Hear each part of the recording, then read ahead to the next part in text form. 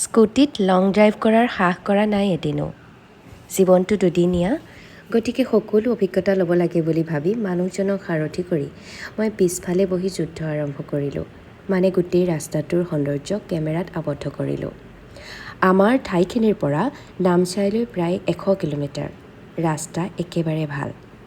দুয়োফালে থকা চাহগছবোৰে আপোনাৰ মন যে ভাল লগাবই, সেয়া 100% খাটাং।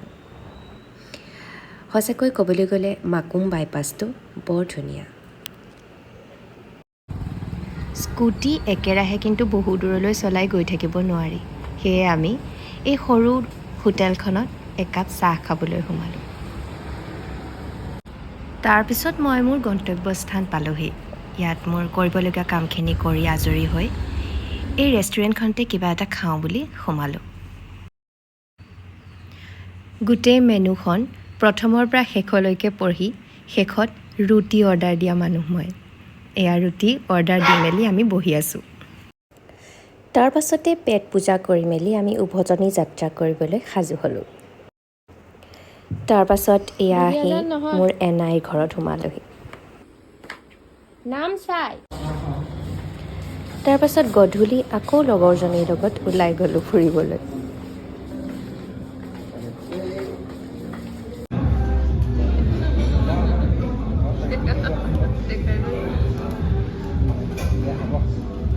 আইসক্ৰিম ওই গৰম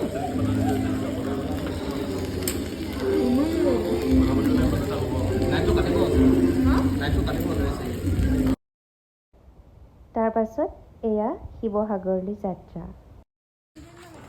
ৰাতি তেতিয়া 9 বাজিছিল। আমি দুলীয়াজান ষ্টেচনত ট্ৰেইনলৈ বুলি ৰৈছিলোহি।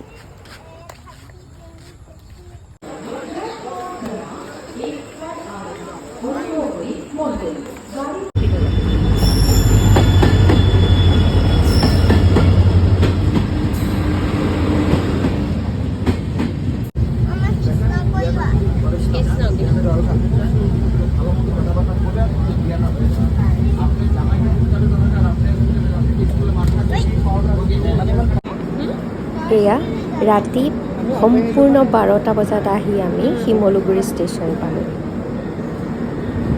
ৰাতি 12 বজাত সাধাৰণতে আমি শুই থাকোঁ, কিন্তু এওঁলোকে 12 বজাতো কাম কৰিবৰ বাবে ওলাই আহিছে।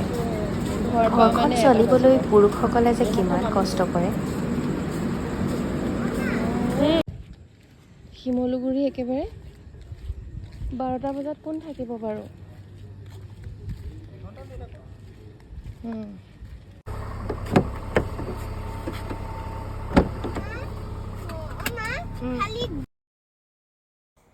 তাৰ পাছত এয়া শিমলুগুৰিৰ পৰা পুনৰ ঘৰমুখী যাত্ৰা।